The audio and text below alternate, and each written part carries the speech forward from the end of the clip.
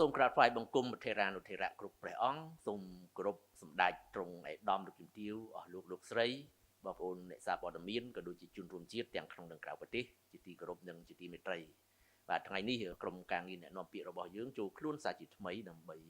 ជម្រាបជូនបងប្អូនប្រជាពលរដ្ឋជ្រាបអំពីកិច្ចការងារសំខាន់របស់រាជរដ្ឋាភិបាលនិងក្រសួងពាក់ព័ន្ធនានាដើម្បីបម្រើផលប្រយោជន៍ប្រទេសជាតិនិងប្រជាពលរដ្ឋជាបឋមអ្នកនាំពាក្យរាជរដ្ឋាភិបាលសូមធ្វើបច្ចុប្បន្នភាពអំពីព្រឹត្តិការណ៍ការទូតសំខាន់របស់រាជរដ្ឋាភិបាលក៏ដូចជាវិធានការអន្តរាគមន៍ដើម្បីទប់តម្លៃប្រេងឥន្ធនៈបាទទី1ភ្លាមបន្ទាប់ពីបញ្ចប់ដំណើរទស្សនកិច្ចការងារនៅប្រទេសបារាំងប្រមុខដឹកនាំនៃប្រទេសទាំងពីរគឺសម្ដេចមហាបវរធិបតីហ៊ុនម៉ាណែតនាយករដ្ឋមន្ត្រីកម្ពុជានិងឯកឧត្តមអេម៉ានូអែលម៉ាក្រុងប្រធានាធិបតីបារាំងបានបញ្ចេញសារតាមបណ្ដាញសង្គមរៀងខ្លួនដែលបង្ហាញពីចំណងមិត្តភាពដ៏ជិតស្និទ្ធនិងកក់ក្ដៅជាទីបំផុតហើយដែលពេលនេះខ្ញុំសូមដកស្រង់សារខ្លីតែមានន័យជ្រៅរបស់ថ្នាក់ដឹកនាំទាំងពីរមកជម្រាបជូនបងប្អូនជនរួមជាតិដូចតទៅសម្ដេចមហាបវរធិបតីហ៊ុនម៉ាណែតសូមអរគុណឯកឧត្តមប្រធានាធិបតីអេម៉ានូអែលម៉ាក្រុងចំពោះការស្វាគមន៍យ៉ាងកក់ក្ដៅនិងកិច្ចពិភាក្សាការងារប្រកបដោយលទ្ធផលវិជ្ជមានដើម្បីពង្រឹងចំណងមិត្តភាពទ្វេភាគីរវាងប្រទេសទាំងពីរជាពិសេសការរៀបចំដំឡើងកម្រិតនៃទំនាក់ទំនងរវាងកម្ពុជានិងបារាំងឲ្យដល់កម្រិតភាពជាដៃគូយុទ្ធសាស្ត្រនៅក្នុងពេលខាងមុខនេះខ្ញុំសូមរងចាំស្វាគមន៍ដំណើរទស្សនកិច្ចផ្លូវរដ្ឋរបស់ឯកឧត្តមប្រធានាធិបតីមកកាន់ប្រជាជាតិណាចក្រកម្ពុជានិងការចូលរួមរបស់ឯកឧត្តមក្នុងកិច្ចប្រជុំកំពូលលើកទី20នៃបណ្ដាប្រទេសនិយាយភាសាបារាំងដែលកម្ពុជាធ្វើជាម្ចាស់ផ្ទះនៅក្នុងខែវិច្ឆិកាខាងមុខនេះឯកឧត្តមអេម៉ានូអែលម៉ាក្រុងសូមថ្លែងអំណរគុណលោកនាយករដ្ឋមន្ត្រីកម្ពុជាហ៊ុនម៉ាណែតសម្រាប់ការចូលរួមក្នុងកិច្ចប្រជុំកំពូល One Health កាលពីម្សិលមិញនៅទីក្រុងលីយ៉ុងនិងសម្រាប់ការពិភាក្សារបស់យើងនៅថ្ងៃនេះនៅទីក្រុងប៉ារីរវាងកម្ពុជានិងបារាំងប្រវត្តិសាស្ត្ររបស់យើងមានជម្រៅយ៉ាងខ្លាំងហើយកាន់តែរឹងមាំនៅក្នុងវិស័យធម្មពលសុខាភិបាលនិងបេតិកភណ្ឌតាមរយៈអង្គការអន្តរជាតិនៃក្រមបណ្ដាប្រទេសនិយាយភាសាបារាំងយើងក៏បន្តដំណើររបស់យើងដែរបន្ទាប់ពីកិច្ចប្រជុំកំពូល Villa Cotteret ក្នុងឆ្នាំ2024ការណាត់ជួបគ្នាបន្ទាប់នឹងប្រព្រឹត្តទៅនៅភ្នំពេញដែលខ្ញុំនឹងមានកិត្តិយសទៅបំពេញទស្សនកិច្ចនៅខែវិច្ឆិកានេះក៏ជាឱកាសមួយបន្ថែមទៀតដើម្បីពង្រឹងទំនាក់ទំនងដែលចងភ្ជាប់យើងឲ្យកាន់តែខ្លាំងឡើងសូមបញ្ជាក់ជូនដែរថានៅក្នុងជំនួបពិភាក្សារវាងថ្នាក់ដឹកនាំទាំងពីរប្រធានបទស្ដីពីបញ្ហាព្រំដែនកម្ពុជាថៃក៏ត្រូវបានលើកយកមកពិភាក្សាសម្ដេចធិបតីហ៊ុនម៉ាណែតបានជម្រាបជូនប្រធានាធិបតីបារាំងអំពីការកាន់កាប់ទឹកដីកម្ពុជាដោយយោធាថៃនិងសកម្មភាពរបស់យោធាថៃនៅលើដីផ្ទាល់ដែលផ្លាស់ប្ដូរស្ថានភាពដើមក្នុងគោលដៅបង្កើតឲ្យមានស្ថានភាពបង្ខំឲ្យទទួលយកនៅអ្វីដែលកើតមានសម្ដេចធិបតីក៏បានគូសបញ្ជាក់ពីការបដិញ្ញាចិត្តយ៉ាងមុតមមរបស់កម្ពុជានៅក្នុងការដោះស្រាយជម្លោះដោយសន្តិវិធីដោយគ្មានការប្រើកម្លាំងស្របតាមធម្មនុញ្ញអង្គការសហប្រជាជាតិធម្មនុញ្ញអាស៊ាននិងគោរពសន្ធិសញ្ញានិងកិច្ចព្រមព្រៀងដែលមានស្រាប់ភាគីទាំងពីរបារាំងនិងកម្ពុជាក៏បានបញ្ជាក់សារជាថ្មីនៅការបដិញ្ញាចិត្តយ៉ាងមុតមមចំពោះពហុភាគីនិយមនិងកិច្ចសហប្រតិបត្តិការអន្តរជាតិជាពិសេសក្នុងក្របខ័ណ្ឌអង្គការសហប្រជាជាតិភាគីទាំងពីរក៏បានសង្កត់ធ្ងន់លើសារៈសំខាន់នៃការប្រកាន់ខ្ជាប់នៅច្បាប់អន្តរជាតិការដោះស្រាយជម្លោះដោយសន្តិវិធីនិងការរក្សាសណ្ដាប់ធ្នាប់ពិភពលោកដោយផ្អែកលើច្បាប់ដោយឡែកនៅថ្ងៃទី9ខែមេសា2026ឯកឧត្តមឧបនាយករដ្ឋមន្ត្រីប្រាក់សុខុនរដ្ឋមន្ត្រីការបរទេសនិងសហប្រតិបត្តិការអន្តរជាតិក៏បានជួបពិភាក្សាការងារទ្វេភាគីជាមួយអគ្គនាយកអង្គការ UNESCO នៅប្រទេសបារាំងក្នុងជំនួបនេះភាគីទាំងពីរក៏បានពិភាក្សាអំពីការពង្រឹងកិច្ចសហប្រតិបត្តិការរវាងកម្ពុជានិងអង្គការ UNESCO ព្រមទាំងការការពារនិងអភិរក្សបេតិកភណ្ឌជាតិនិងសម្បត្តិបេតិកភណ្ឌពិភពលោកភាគីទាំងពីរក៏បានផ្លាស់ប្ដូរទស្សនៈអំពីការវិវត្តថ្មីពាក់ព័ន្ធទៅនឹងស្ថានភាពនៅព្រំដែនកម្ពុជាថៃ ព្រមទាំងបញ្ហាតំបន់និងអន្តរជាតិដែលជាកង្វល់រួមរបស់ភាគីទាំងពីរទី2តម្លៃប្រេងសាំងនិងប្រេងម៉ាស៊ូតបានចុះទាបវិញបន្តិចហើយនៅពេលនេះឆ្លៀតឱកាសនេះអ្នកនាំពាក្យរាជរដ្ឋាភិបាលសូមបញ្ជាក់ជូនសារជាថ្មីអំពីវិធានការអន្តរាគមន៍របស់រាជរដ្ឋាភិបាលដើម្បីទប់តម្លៃប្រេងឥន្ធនៈដូចតទៅទី1រាជរដ្ឋាភិបាលបន្តបញ្ចុះចំនួន 6.5 សេនដុល្លារក្នុង1លីត្រក្នុងគោលបំណងជួយសម្រួលដល់ជីវភាពប្រជាពលរដ្ឋដោយរដ្ឋជាអ្នកទទួលបន្ទុកជំនួស2បញ្ចុះតម្លៃ1សេនដុល្លារក្នុង1លីត្របន្ថែមទៀតដោយសារតែតម្លៃប្រេងនៅលើទីផ្សារអន្តរជាតិកើនលើសពី$90ក្នុង1បារ៉ែលនិងប្រេងម៉ាស៊ូតអន្តរជាតិកើនលើស$100ក្នុង1បារ៉ែល3បញ្ចុះពន្ធគយដល់$0តែម្ដង4ផ្អែកតាមស្ថានភាពនិងតម្លៃប្រេងឥន្ធនៈកើនឡើងនៅលើទីផ្សារអន្តរជាតិក៏ដូចជាការដឹកជញ្ជូននិងថ្លៃធានារ៉ាប់រងកើនឡើងខ្ពស់សម្ដេចធិបតីនាយករដ្ឋមន្ត្រីបានសម្រេចបញ្ចុះអាករបន្ថែមលើប្រេងសាំងនិងប្រេងម៉ាស៊ូតមកដល់$0បញ្ចុះអាករពិសេសលើប្រេងសាំងពី 30% មកនៅត្រឹមតែ 15% និងប្រេងម៉ាស៊ូតពី 4% មក 0% និងបញ្ចុះអាករលើតម្លៃបន្ថែមលើប្រេងសាំងពី 10% មកត្រឹម 4% ប្រេងម៉ាស៊ូតពី 10% មក 0% តែម្ដងដោយរដ្ឋាភិបាលជាអ្នកទទួលបន្ទុកជំនួស 6% សម្រាប់ប្រេងសាំងនិង 10% ទាំងស្រុងសម្រាប់ប្រេងម៉ាស៊ូតដូច្នេះតម្លៃលក់រាយប្រេងឥន្ធនៈដែលត្រូវអនុវត្តចាប់ពីថ្ងៃ10មេសារហូតដល់មានការជូនដំណឹងជាថ្មីគឺលក់ក្នុងតម្លៃ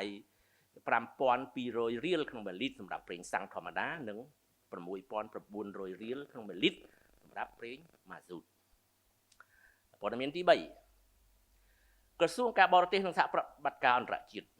បានធ្វើបទបង្ហាញមួយកាលពីថ្ងៃ8ខែមេសាឆ្នាំ2026នៅចំពោះមុខអង្គទូតនិងអង្គការអន្តរជាតិប្រចាំកម្ពុជាពាក់ព័ន្ធទៅនឹងច្បាប់ស្តីពីការប្រឆាំងនឹងការឆបោកតាមប្រព័ន្ធបច្ចេកវិទ្យាដែលបានចូលជាធរមានកាលពីថ្ងៃទី7ខែមេសាឆ្នាំ2026បទបង្ហាញនេះដឹកនាំដោយអាដាមទេសរដ្ឋមន្ត្រីឆៃស៊ីណារិតប្រធានលេខាធិការដ្ឋានគណៈកម្មការចំពោះកិច្ចប្រយុទ្ធប្រឆាំងការឆបោកតាមប្រព័ន្ធបច្ចេកវិទ្យាតាមរយៈបទបង្ហាញនេះអង្គទូតនិងអង្គការអន្តរជាតិនានាបានយល់អំពីការបង្ក្រាបក្រុមឆបោកតាមប្រព័ន្ធបច្ចេកវិទ្យាឬហៅថា online scam ជាបន្តបន្ទាប់នៅទូទាំងប្រទេសកម្ពុជាក្រោមការដឹកនាំបញ្ជារបស់សម្ដេចធិបតីហ៊ុនម៉ាណែតនាយករដ្ឋមន្ត្រីហើយដោយសម្រេចបានលទ្ធផលវិជ្ជមានធំជាច្រើនបណ្ដាអង្គទូតក៏ដូចជាតំណាងអង្គការអន្តរជាតិទាំងនោះក៏បានយល់ច្បាស់ពីសារៈសំខាន់និងភាពពាក់ព័ន្ធនៃច្បាប់ប្រឆាំងនឹងការឆបោកតាមប្រព័ន្ធបច្ចេកវិទ្យាដែលទើបតែត្រូវបានអនុម័តច្បាប់នេះដាក់ទោសយ៉ាងតឹងរ៉ឹងចំពោះជនល្មើសនិងក៏ជាឧបករណ៍គ្រប់ជ្រុងជ្រោយមួយនិងមានប្រសិទ្ធភាពសម្រាប់អាជ្ញាធរអនុវត្តច្បាប់ដើម្បីប្រយុទ្ធប្រឆាំងនឹងការឆបោកតាមប្រព័ន្ធបច្ចេកវិទ្យាទន្ទឹមនឹងនេះកម្ពុជាក៏ត្រូវការដៃគូអន្តរជាតិបន្តជួយគាំទ្រផ្នែកកសាងសមត្ថភាពជំនួយបច្ចេកទេសការចែករំលែកព័ត៌មាននិងកិច្ចខិតខំប្រឹងប្រែងរួមនៅក្នុងការធ្វើមាតុភូមិនិវត្តន៍នៃពលរដ្ឋរបស់ខ្លួនបាទដូច្នេះសូមបងប្អូនជនរួមជាតិមេត្តាជ្រាបបាទហើយតទៅនេះខ្ញុំសូមជូនវេទិកាជូនអាយដាមស៊ុនមេសាអ្នកនាំពាក្យក្រសួងការងារនិងបណ្ដុះបណ្ដាលវិជ្ជាជីវៈអាយដាមនឹងជម្រាបជូនអំពីការធ្វើតេស្តទទួលស្គាល់ជំនាញបាទពីមុនរបស់អតីតពលករដែលវិលត្រឡប់មកពីប្រទេសថៃបាទសូមជឿញអាយដាមបាទសូមគោរពអរគុណអាយដាមប្រធានដែលបានផ្ដល់ឱកាសសារជាថ្មីម្ដងទៀតឲ្យក្រសួងការងារនិងប្រព័ន្ធវិជ្ជាជីវៈបានបញ្ចេញនៅអ្វីដែលខ្លួនបានធ្វើក៏ដូចជាលាតត្រដាងនៅកិច្ចខិតខំប្រឹងប្រែងរបស់ក្រសួងការងារដែលបានដាក់ចេញដើម្បីជួយទៅដល់បងប្អូនអតីតពលកររបស់យើងឲ្យមានសញ្ញាបត្របាទមានវិញ្ញាបនបត្របន្ទាប់ពីខ្លួនមានជំនាញដែលធ្វើការនៅក្នុងប្រទេសថៃអស់រយៈពេលជាច្រើនឆ្នាំកន្លងមកហើយប៉ុន្តែមុននឹងលម្អិតលើកិច្ចការងារនេះអនុញ្ញាតឲ្យខ្ញុំបាទសូមគោរពព្រះធរានុធរៈគ្រប់ព្រះអង្គសម្ដេចទ្រង់អាដាមលោកជំទាវលោកស្រីអ្នកនាងកញ្ញាបងប្អូនអ្នកសារព័ត៌មានជាតិអន្តរជាតិនានាក៏ដូចជាបងប្អូនអតីតពលករពលករនេះ បងប្អូនវិរៈកងទ័ពរបស់យើងក៏ដូចជាបងប្អូនដែលជាកម្មករកម្មការិនីរបស់យើងផងដែរជាការពិតយើងបានដឹងថាបងប្អូនអតីតពលករក៏ដូចជាប្រជាពលរដ្ឋរបស់យើងប្រមាណជា970000នាក់បានវិលមកកាន់ប្រជាជាតិកម្ពុជាវិញហើយបាទគិតត្រឹមត្រីមាសទី1ឆ្នាំ2026ហើយនៅក្នុងនោះ80000នាក់ដែលមានអាយុចាប់ពី15ឆ្នាំឡើងទៅគឺជាវ័យនៅក្នុងកម្លាំងពលកម្មធ្វើការហើយ50000នាក់គឺជាអ្នកដែលស្ថិតនៅក្រៅវ័យធ្វើការគឺ15ឆ្នាំហើយ250,000នាក់គឺជាបងប្អូនដែលមានអាយុចាប់ពី45ឆ្នាំឡើងទៅហើយជាមោទនភាពមួយរបស់រាជរដ្ឋាភិបាលរបស់យើងក្រោមការដឹកនាំរបស់សម្ដេចមហាបវរធិបតីហ៊ុនម៉ាណែតនាយករដ្ឋមន្ត្រីនៃប្រជាជាតិកម្ពុជាដែលមានក្រសួងការងារនិងអាដាមរដ្ឋមន្ត្រីជាសេនាធិការគឺយើងបានបង្កើតឱកាសការងារប្រមាណជិត670,000ការងារជូនបងប្អូនរបស់យើងដែលមកពីប្រទេសថៃទាំងនៅក្នុងប្រព័ន្ធនិងអ្នកដែលប្រមាណជាង305,000អ្នកផ្សេងទៀតត្រូវបានប៉ាន់ស្មានថាមានការងារនៅក្រៅប្រព័ន្ធនៅក្នុងវិស័យសំណង់នៅក្នុងវិស័យអាហារដ្ឋាននិងភោជនីយដ្ឋានកន្លែងសេវាកម្មកំសាន្តផ្សេងទៀតផងដែរអញ្ចឹងតែទៅមកដល់ការជួយបងប្អូនអតីតពលករជាការពិតយើងមានយន្តនាការជាច្រើនសម្រាប់ជួយបងប្អូនអតីតពលករតាំងពីបន្ទាត់ព្រំដែនរហូតមកដល់ផ្ទះហើយជួយបងប្អូនពីផ្ទះរហូតទៅដល់កន្លែងដែលមានការងារធ្វើនៅតាមរោងចក្រសហគ្រាសថែមទៀតផងឥឡូវពេលនេះស្របតាមអនុសាសន៍របស់សម្ដេចមហាបវរធិបតីហ៊ុនម៉ាណែតនាយករដ្ឋមន្ត្រីយើងបន្តជួយបងប្អូនអតីតពលករដែលមកពីប្រទេសថៃបន្ថែមទៀតគឺយើងផ្ដល់ជំនាញជូនអភិវឌ្ឍជំនាញជូនពួកគាត់ហើយវាក៏ជាយន្តការមួយនៅក្នុងការលើកទឹកចិត្តផងដែរជាការលើកទឹកចិត្តដោយសារតែមូលហេតុថាបងប្អូនដែលធ្វើការនៅក្នុងប្រទេសថៃអ្នកខ្លះធ្វើការ5ឆ្នាំ10ឆ្នាំ5ដល់10ឆ្នាំហើយទៅធ្វើការនៅក្នុងផ្នែកសំណង់ដែលនៅក្នុងប្រទេសថៃគេប្រើពាក្យថាផ្នែកកសាងហើយនៅក្នុងផ្នែកនេះបងប្អូនយើងនៅថារៀនតគ្នាទេមិនមានសាលាជាក់លាក់ច្បាស់លាស់cònអ្នកខ្លះក៏បានសិក្សារៀនសូត្រមួយចំនួនអញ្ចឹងយើងមើលឃើញថាបងប្អូនមានជំនាញប៉ុន្តែមិនមានសញ្ញាបត្រមិនមានវិញ្ញាបនបត្រដែលជាការទទួលស្គាល់សម្រាប់ឲ្យបងប្អូនមានឱកាសនៅក្នុងការធ្វើការងារនៅក្នុងស្រុកកាន់តែច្រើនហើយដូច្នេះហើយបានជាយើងរាជរដ្ឋាភិបាលតាមរយៈក្រសួងការងារបានដាក់ចេញនៅការទទួលស្គាល់ជំនាញដែលភាសាអង់គ្លេសហៅថា RPL បាទនេះផងដែរអញ្ចឹងវាជាការមួយដើម្បីប្រែក្លាយបទពិសោធន៍ជាក់ស្ដែងរបស់បងប្អូនអតីតពលករពលការិនីនៅក្នុងប្រទេសថៃហ្នឹងដែលគាត់មានជំនាញស្រាប់ហើយគាត់ចេះជាក់ស្ដែងឬក៏រៀនតគ្នាហ្នឹងឲ្យមានការទទួលស្គាល់ជាផ្លូវការហើយការទទួលស្គាល់ជាផ្លូវការនេះបងប្អូនអរគ្នាគឺឲ្យពួកគាត់ដើម្បីអីមានចំណូលនិងមានឱកាសច្រើនជាងមុនបាទដើម្បីចូលទៅក្នុងធ្វើការនៅក្នុងប្រព័ន្ធការងាររបស់យើងដែលមានការថែទាំសុខភាពហើយអ្វីដែលសំខាន់បងប្អូនសម្រាប់បងប្អូនអតីតពលកររាជរដ្ឋាភិបាលជំហានទី1នេះផ្ដល់ជូនការធ្វើតេស្តដែលគិតថ្លៃចំនួន10000នាក់បាទបងប្អូនអត់ស្ដាប់អត់ច្រឡំទេគឺ10000នាក់ដើម្បីឲ្យបងប្អូនអតីតពលករទាំងអស់ដែលមកពីប្រទេសថៃដែលមានជំនាញនៅក្នុងផ្នែកសំណង់ហ្នឹងគឺគាត់ទទួលបាននៅការតេស្តទទួលស្គាល់ជំនាញនេះ10000នាក់ដោយឥតគិតថ្លៃប៉ុន្តែមិនមែនមានន័យថាការធ្វើតេស្តនេះមិនបងថ្លៃទេរាជរដ្ឋាភិបាលគឺជាអ្នកបងជំនួសដើម្បីជួយបងប្អូនអតីតពលករផងដែរជាមួយនឹងគ្នានេះអនុញ្ញាតឲ្យខ្ញុំបញ្ជាក់ថាអត្ថប្រយោជន៍នៃការធ្វើការទទួលស្គាល់ជំនាញនេះជាការពិតមាន7ភាគីដែលទទួលបានអត្ថប្រយោជន៍នៅក្នុងនោះក៏មានដែរកម្មករអតីតពលករដោយខ្លួនឯងរាជរដ្ឋាភិបាលវិស័យឯកជនអ្នកបោះទុនវិនិយោគក៏ដូចជាផ្នែកពាក់ព័ន្ធទាំងអស់នៅក្នុងសង្គមរបស់យើងប៉ុន្តែនៅថ្ងៃនេះខ្ញុំសូមអនុញ្ញាតលើកឡើងអំពីអត្ថប្រយោជន៍សម្រាប់បងប្អូនអតីតពលកររឿងដែលបឋមមុនដំបូងគេសម្រាប់បងប្អូនអតីតពលករគឺការទទួលស្គាល់សមត្ថភាពរបស់ពួកគាត់ដោយសារពួកគាត់មានសមត្ថភាពហើយអញ្ចឹងយើងបំលែងបទពិសោធន៍ជាក់ស្ដែងរបស់បងប្អូនអតីតពលករនេះទៅជាវិញ្ញាបនបត្រដែលទទួលស្គាល់ជាផ្លូវការពីរាជរដ្ឋាភិបាលតាមរយៈការប្រប្រាស់របស់ក្រសួងការងារប្រប្រាស់វិជ្ជាជីវៈអញ្ចឹងនៅពេលដែលមានសញ្ញាបត្រមានវិញ្ញាបនបត្របញ្ជាក់ការសិក្សាមានជំនាញហើយនោះអញ្ចឹងអ្វីដែលបងប្អូនទទួលបានគឺឱកាសការងារដ៏សម្បូរបែបនៅក្នុងប្រជាជាតិកម្ពុជាហើយធ្វើឲ្យបងប្អូនស្រួលរកការងារធ្វើច្រើនជាងមុនបាទព្រោះឥឡូវនៅពេលដែលវិស័យឯកជនត្រូវការថាបងមានសញ្ញាបត្រទេយើងបង្ហាញសញ្ញាបត្រមានជំនាញទេមានជំនាញឃើញទេអញ្ចឹងវាគឺជាឱកាសមួយសម្រាប់ឲ្យបងប្អូនដែលជាអតីតពលករគាត់ងាយស្រួលនៅក្នុងការរកការងារធ្វើហើយអ្វីដែលសំខាន់គឺក្រៅពីងាយស្រួលរកការងារធ្វើហើយប្រាក់បៀវត្សក៏សមរម្យផងដែរ សម្រាប់ការដែលមានការបញ្ជាក់ពីការដ្ឋានមកវិញនៅពេលដែលមានជំនាញវិញ្ញាបនបត្រយ៉ាងដូចនេះគឺពួកគាត់ទទួលបានជាមធ្យមមួយថ្ងៃចាប់ពី$15ឡើងឬក៏$20ខណៈដែលពេលដែលពួកគាត់មិនមានវិញ្ញាបនបត្រមិនមានជំនាញអាចចន្លោះបានចន្លោះ$40,000ទៅ$50,000ប៉ុន្តែនៅពេលដែលមានវិញ្ញាបនបត្រត្រឹមតែមួយសន្លឹកបន្ថែមនេះដែលបងប្អូនមិនទាំងអស់លុយផងការចំណាយទាំងអស់គឺរាជរដ្ឋាភិបាលដូចជាបងប្អូនបានជម្រាបថាប្រហែលជាក្នុងសប្តាហ៍នេះអាយដាមរដ្ឋមន្ត្រីបានទៅរៀបហើយបាទអាយដាមហ៊ុនស៊ូលោកបានទៅរៀបហើយដើម្បីធ្វើតេស្តយើងបានចាប់ផ្ដើមធ្វើតេស្តសាកល្បងអតីតពលករប្រមាណជា100នាក់រួចស្រេចទៅហើយដើម្បីស្វែងយល់ពីពួកគាត់ស្វែងយល់ពីដំណើរការរបស់ពួកគាត់អញ្ចឹងយើងបានរៀបបាទយើងបានរៀបរួចជាស្រេចដើម្បីធ្វើជួយបងប្អូនហើយ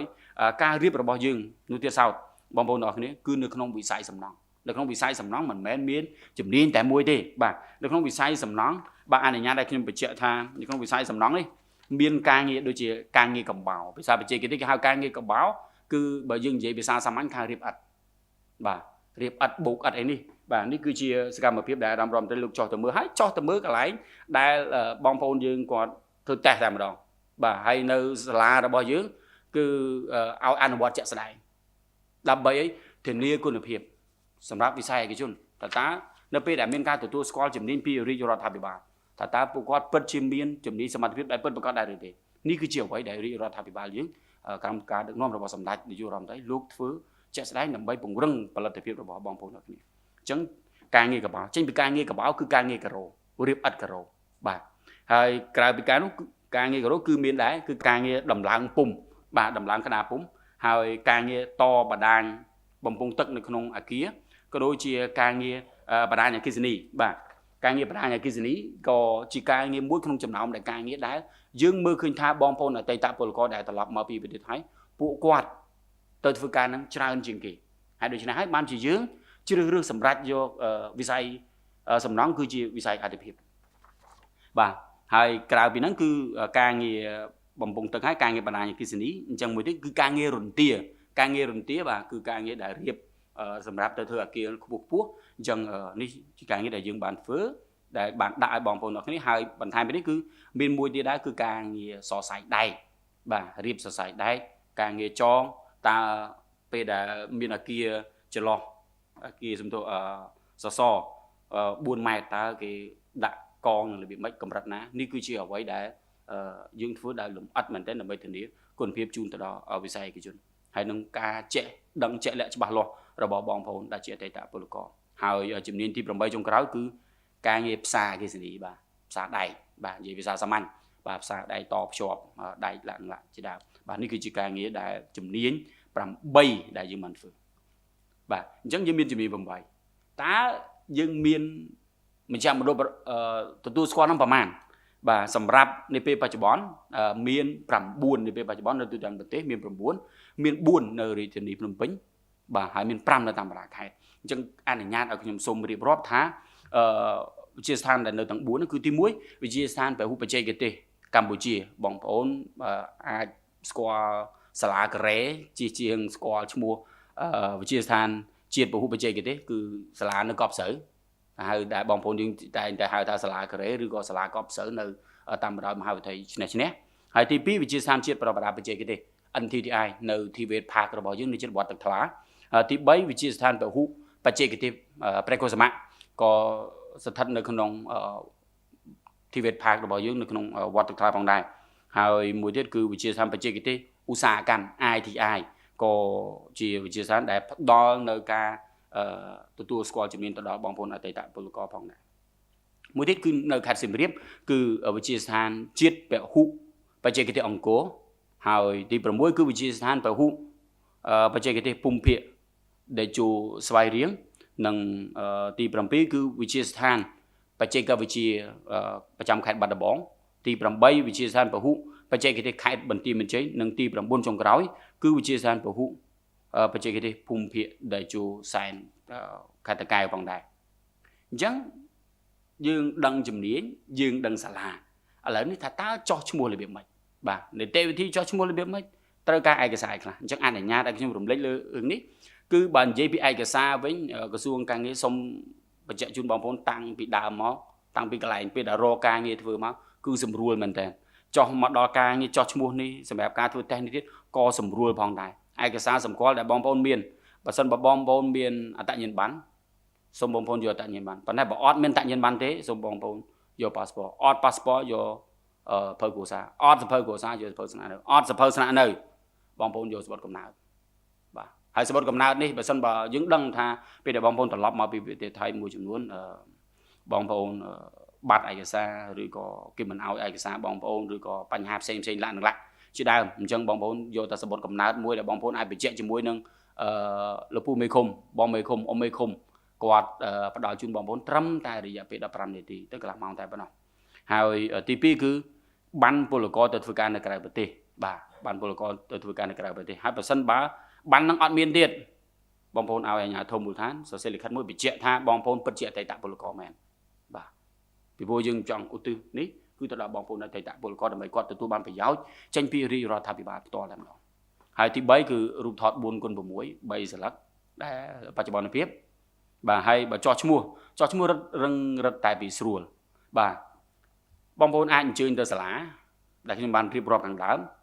ឬក៏បងប្អូនមាន QR code ដែលមាននៅក្នុងសេចក្តីប្រកាសព័ត៌មានរបស់ក្រសួងដែលបានចេញកាលពីថ្ងៃទី25ខែមីនាក្នុងទីនេះ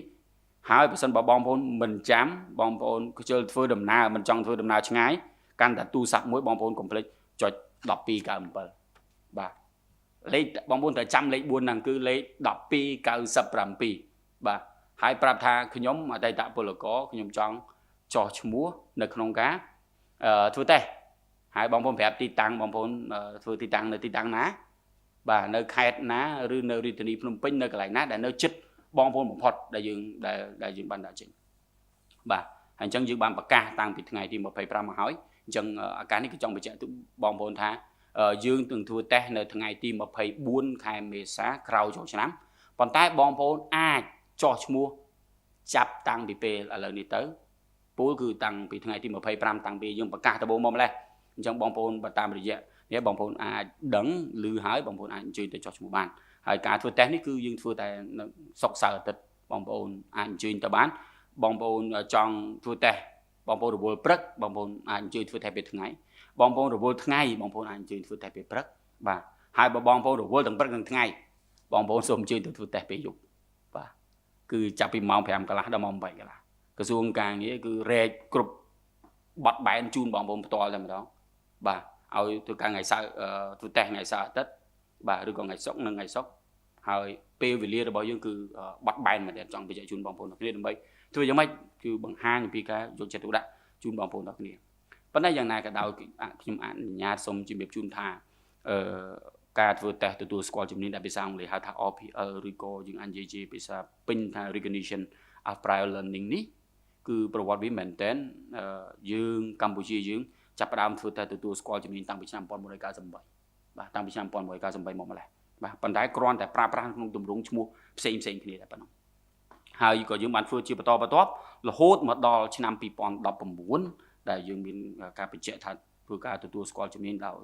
ច្បាស់លាស់ហើយបើយើងរាប់ពីឆ្នាំ2019រហូតមកដល់2025នេះអ្នកវាយតម្លៃដែលរាប់ទាំងបងប្អូនយើងទាំងអស់មានប្រមាណជាង 4000 អ្នករួចទៅហើយបាទដែលត្រូវបានសាលារបស់យើងដែលត្រូវបានមជ្ឈមណ្ឌលរបស់យើងវាយតម្លៃបេក្ខជនរបស់យើងប្រមាណជាង 4000 អ្នករួចទៅហើយអញ្ចឹងបងប្អូនបានឃើញហើយអត្ថប្រយោជន៍ដែលរាជរដ្ឋាភិបាលកម្ពុជាបានដាក់ចេញជួយបងប្អូនអតីតពលករពលករនេះមកពីក្រៅប្រទេសក្រៅពីការផ្ដល់ឱកាសការងាររាប់សិបម៉ឺនកន្លែងរាប់សែនកន្លែងរួចស្រេចទៅហើយបាទដែលអត់គិតថ្លៃបន្ថែមពីនេះឥឡូវរាជរដ្ឋាភិបាលបានដាក់ចេញនៅការទទួលស្គាល់ជំនាញមួយបន្ថែមទៀតដើម្បីជូនបងប្អូនទាំងគ្នាមានលទ្ធភាពមានឱកាសនៅក្នុងការទទួលបានប្រាក់ចំណូលដើម្បីកសាងជីវភាពរបស់ខ្លួនឯងកាន់តែប្រសើរអញ្ចឹងឆ្លៀតក្នុងឱកាសនេះខ្ញុំអាចអនុញ្ញាតសូមអំពាវនាវទៅដល់បងប្អូនប្រជាពលរដ្ឋបាទក៏ដូចជាបងប្អូនពលករដែលធ្លាប់ធ្វើការផ្នែកសំណង់មកពីប្រទេសថៃសូមបងប្អូនអញ្ជើញចូលរួមក្នុងកម្មវិធីនេះមិនអស់ប្រាក់នៅគៀកផ្ទះរបស់បងប្អូនថែមទៀតផងបាទអញ្ចឹងសូមអញ្ជើញចូលរួមហើយប្រជាពលរដ្ឋរបស់យើងសូមជួយផ្សព្វផ្សាយបាទទាំងអស់គ្នាហើយវិស័យឯកជនបាទជាពិសេសម្ចាស់ការដ្ឋានសំណង់ក្រុមហ៊ុនសំណង់ដែលទទួលយកបងប្អូនអតីតពលករមកពីប្រទេសថៃចូលនៅក្នុងសង្វាក់ការងាររបស់ខ្លួនឯង ចឹងសូមជំរុញបងប្អូនរបស់យើងហើយក៏ដូចជាសូមជួយសម្រួលឲ្យបងប្អូនរបស់យើងមានពេលវេលាទៅក្នុងការធ្វើតេស្តជំនាញផងដែរបាទហើយសង្គមស៊ីវិលភាគីពាក់ព័ន្ធអង្គការជាតិអន្តរជាតិទាំងអស់គ្នាបាទដែលបានដឹងដែលបានទទួលព័ត៌មានបាទពីតំណែងតំណងស្គាល់បងប្អូនអតីតពលករមានលេខតំណែងតំណងសូមផ្ដល់មកកាន់ក្រសួងការងារដើម្បីក្រសួងការងារធ្វើការតំណែងតំណងទៅពួកគាត់ហើយជំរុញឲ្យពួកគាត់មកចោះឈ្មោះធ្វើតែទទួលស្គាល់ជំនាញនេះហេតុអីពីព្រោះទាំងអស់នេះគឺជារឿងរបស់យើងទាំងអស់គ្នាគឺជារឿងរបស់ជាតិយើងទាំងអស់គ្នាបងប្អូនអតីតពលកររបស់យើងដែលត្រឡប់មកមានជំនាញអញ្ចឹងយើងឲ្យពួកគាត់មានវិញ្ញាបនបត្រដើម្បីឲ្យផលិតភាពជាតិរបស់យើងកាន់តែខ្ពស់ផលិតភាពជាតិកាន់តែខ្ពស់មានន័យថាសេដ្ឋកិច្ចកម្ពុជាកាន់តែរីកចម្រើនហើយសេដ្ឋកិច្ចកម្ពុជារីកចម្រើនការដែលពលរដ្ឋរបស់យើងមានជំនាញមួយនេះហើយស្របទៅតាមផែនការយុទ្ធសាស្ត្ររបស់ក្រសួងឆ្នាំ2024-2028ហើយក៏ដូចជាស្របទៅតាមផែនការយុទ្ធសាស្ត្ររបស់រាជរដ្ឋាភិបាលយុទ្ធសាស្ត្របច្ចុប្បន្នដំណាក់កាលទី1ដែលខ្ញុំសង្ខេបថាពលរដ្ឋម្នាក់មានជំនាញមួយយ៉ាងតិចសម្រាប់កម្ពុជាយើងបោះជំហានលឿនលយទៅមុខបាទអញ្ចឹងសូមសរុបជាចុងក្រោយជូនបងប្អូនទាំងគ្នាថាការផ្ដល់ការធ្វើតេស្តទទួលស្គាល់ជំនាញ RPL នេះបងប្អូនទាំងគ្នាអាចអញ្ជើញចុះឈ្មោះនៅតាមសាលារបស់យើងបាទដើម្បីឲ្យបងប្អូនអតីតពលករផ្នែកសំណង់មានវិញ្ញាបនបត្រទទួលស្គាល់ជាផ្លូវការហើយខ្ញុំក៏ចង់បញ្ជាក់ដែរថាការទទួលស្គាល់ជាផ្លូវការនេះការទៅតេស្តទទួលស្គាល់ជំនាញនេះបងប្អូនទាំងអស់គ្នាគឺជាការបើកឱកាសមួយបងប្អូនទាំងគ្នាទោះបីបងប្អូនរៀនបានត្រឹមថ្នាក់ទី9ក្រោមថ្នាក់ទី9ក៏ដោយវាគឺជាចន្លោះមួយបន្ថែមទៀតដើម្បីអាចឲ្យបងប្អូនរៀនជំនាញអីផ្សេងបានទៀតបានផងដែរអ្វីដែលយើងបានផ្ដល់វិញ្ញាបនបត្រនេះគឺស្មើនឹងកម្រិត C1 ដែលជាកម្មវិធីរបស់សម្ដេចនាយករដ្ឋមន្ត្រីដែលលោកបានដាក់ចេញបាទអញ្ចឹងវាគឺជាឱកាសមួយដែលបងប្អូនបោះបង់ចោលសាលាអាចយើងយូរហើយឥឡូវនេះមានឱកាសដើម្បីគាត់ធ្វើតេស្តជំនាញហើយយើងបងប្អូនអាចមានវិញ្ញាបនបត្រនេះមានកម្រិតនៃការទទួលស្គាល់សមមូលទៅនឹង C1 ហើយបងប្អូនចង់រៀនទៅបន្តទៀតបងប្អូនអាចចូលរៀនអ្វីដែលទៅថែមទៀតបងប្អូនអាចឡើងទៅមុខទៀតឃើញទេអញ្ចឹងបងប្អូនគឺជាការដែលអភិវឌ្ឍខ្លួនឯងរៀនមិនចេះចប់រៀនមួយពេញមួយជីវិតទៅតាមអ្វីដែលរាជរដ្ឋាភិបាលយើងបានដាក់ចេញហើយបងប្អូនការមកធ្វើតេស្តនេះសម្រាប់បងប្អូន 10000 នាក់ជាជំហានទី1បាទ 10000 នាក់ជំហានទី1អត់បង់ថ្លៃទេដោយសាររាជរដ្ឋាភិបាលបង់ជំនួសបងប្អូនទាំងគ្នាអញ្ចឹងសាលាយើងមាននៅតាមខេត្តបាទហើយកុំភ្លេចបើសិនបើមិនចង់ធ្វើដំណើរទៅចោះឈ្មោះនៅសាលាផ្ទាល់ឬក៏មិនចង់ចោះឈ្មោះតាមអ៊ីមែលតាម QR code ទេបងប្អូនចាំលេខ4លេខគឺ1297ដើម្បីចោះឈ្មោះបានគ្រប់កន្លែងផងដែរហើយយ៉ាងណាក៏ដោយបងប្អូនសូមបន្តជួយផ្សព្វផ្សាយទាំងអស់គ្នាដើម្បីឲ្យបងប្អូនអតីតពលកររបស់យើងគាត់មានជំនាញហើយគាត់មានឱកាសការងារបាទហើយទាំងអស់នេះអ្វីដែលខ្ញុំលើកឡើងតាំងពីដើមរហូតដល់ចប់នេះគឺជាការបង្ហាញអំពីការយកចិត្តទុកដាក់បាទរបស់សម្ដេចមហាបវរធិបតីហ៊ុនម៉ាណែតនាយករដ្ឋមន្ត្រីក៏ដូចជាថ្នាក់ដឹកនាំជាតិកម្ពុជារបស់យើងសម្ដេចអគ្គមហាសេនាបតីតេជោនៅក្នុងនាមជាឪពុកក្នុងនាមជាម្ដាយបាទដើម្បីជួយបងប្អូនអតីតពលកររបស់យើងឲ្យមានការទទួលស្គាល់បាទអញ្ចឹងមុននឹងបញ្ចប់ហើយឈានមកដល់ចូលឆ្នាំថ្មីឱកាសចូលឆ្នាំថ្មីមកដល់ផងក៏អញ្ញាតខ្ញុំបាទសូមបួងសួងទៅដល់ទេវតាឆ្នាំថ្មីប្រទានពរជ័យទៅដល់សម្ដេចទ្រង់អាដាមលោកជំទាវលោកស្រី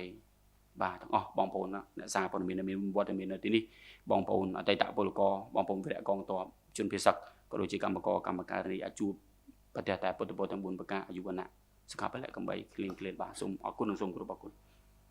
បាទសូមអរគុណឯកឧត្តមសុនមេសាអ្នកនាំពាក្យក្រសួងការងារបណ្ដុំដាលវិជ្ជាជីវៈដែលបានជម្រាបជូនព័ត៌មានដ៏មានសារៈសំខាន់បាទសម្រាប់បងប្អូនយើងជ្រាបជាពិសេសបងប្អូនអតីតពលករមកពីប្រទេសថៃនេះសពបញ្ជាក់ឲ្យឃើញថាបងប្អូនយើងដឹងហើយរាជរដ្ឋាភិបាលគឺដឹកនាំដោយសម្ដេចមហាបវរធិបតីហ៊ុនម៉ាណែតនាយករដ្ឋមន្ត្រីគិតគូរគ្រប់លទ្ធភាពទាំងអស់បាទដៃមកខាងធ្វើកិច្ចការងារការទូតយ៉ាងសកម្មទាំងក្នុងនិងក្រៅប្រទេសដោយដែលខ្ញុំតែងតែជម្រាបជូនដៃមកខាងគិតគូរដោះស្រាយផលប៉ះពាល់ទៅលើបងប្អូនជនភៀសកនៅតាមព្រំដែនមកខាងទៀតគឺបងប្អូនពលករដែលអញ្ជើញមកពីប្រទេសថៃផ្ដល់ជូនការងារផ្ដល់ជូននៅជំនាញអីច្បាស់លាស់គិតគូរគ្រប់បែបយ៉ាងទាំងអស់បាទ ចឹងជាថ្មីម្ដងទៀតសូមថ្លែងអំណរគុណចំពោះបងប្អូនជនរួមជាតិដែលបានតាមដានហើយបានស្វែងយល់ពីព័ត៌មានសំខាន់ៗពីរាជរដ្ឋាភិបាលក្រុមការងារអ្នកនាំពាក្យរបស់យើងនឹងធ្វើបច្ចុប្បន្នភាពចែកជូនព័ត៌មានសំខាន់ៗដល់បងប្អូនជាបន្តបន្ទាប់ពេលនេះយើងខ្ញុំទាំងពីរនាក់សូមអរគុណសូមគោរពលាតែប៉ុណ្ណេះបាទ